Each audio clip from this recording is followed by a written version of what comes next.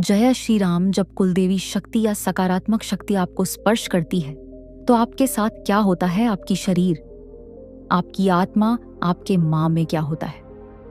तो दोस्तों, वीडियो शुरू करने से पहले आपसे एक सविनय निवेदन है कि अगर आप इस चैनल पर पहली बार आए हो तो हमारी वीडियो पहले बार देख रहे हो तो वीडियो को लाइक, कमेंट करें और आगे अपने दोस्तों, रिश्तेदारों से वीडियो को शेयर करें, सब्सक्राइब करें।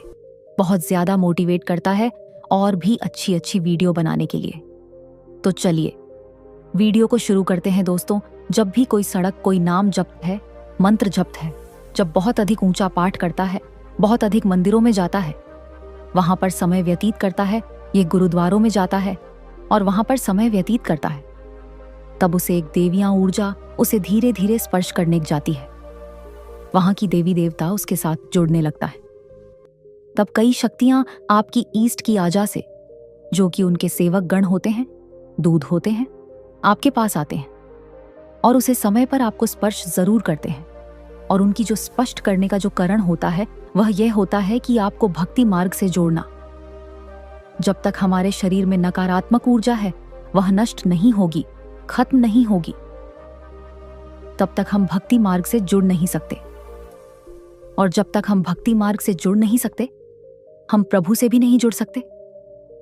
इसलिए जो भी सकारात्मक शक्तियां हैं आपके पास आई हैं, इसी उद्देश्य से आई है कि आप जिन भी टीवी देवताओं की उपासना कर रहे हैं, उनकी जो यह गण होते हैं वह आपको उनसे जोड़ना चाहते हैं और हर प्रकार से वो आपकी मदद करना चाहते हैं।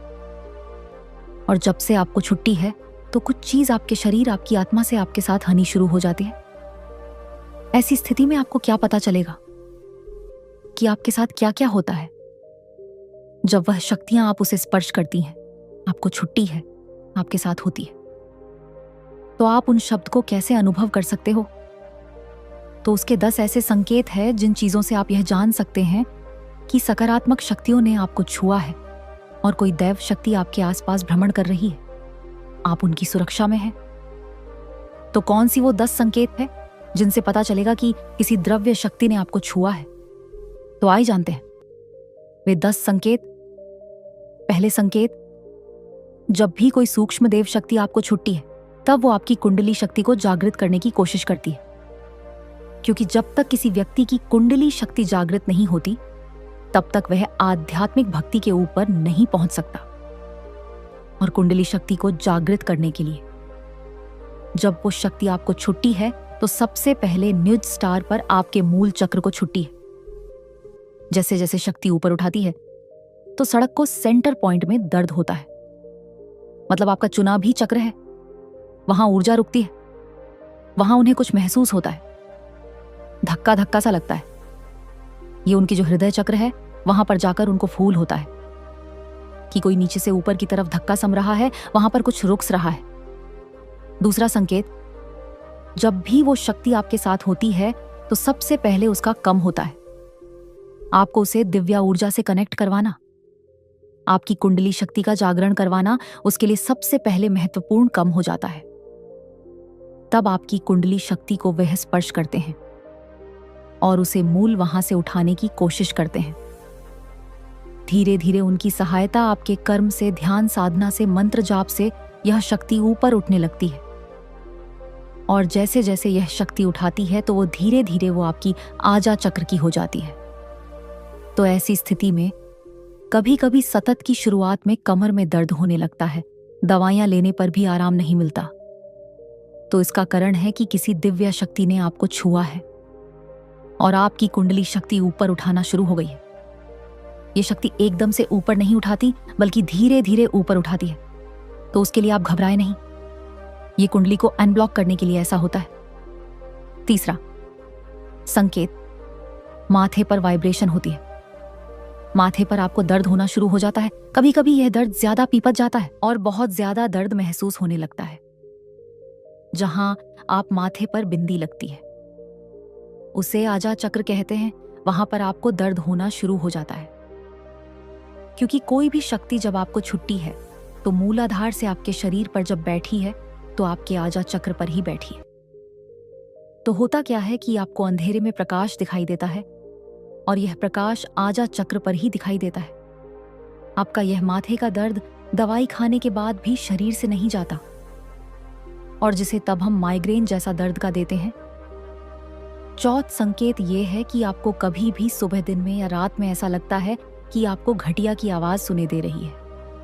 कहानी से शंकर की आवाज आ रही है, वीणा की आवाज सुने देती है, या फिर नागौर की आवाज आपको सुने देने लगती है, और इस प्रकार अलग अलग तरह की दुनिया आपको सुने देना शुरू हो जाती।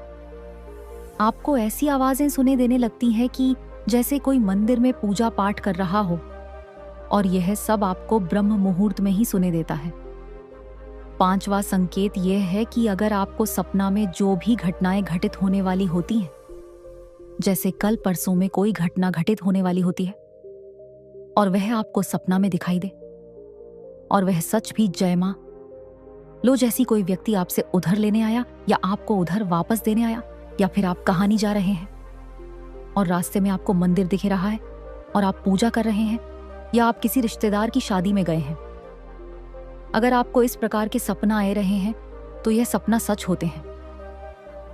जब यह दिव्य शक्तियां आपके साथ होती है तो सपना में आपको कई घटनाएं दिखाई देती हैं। कई कम आपको सपना में पहले ही सिख जाते हैं जो भविष्य में घटित होने वाले होते हैं।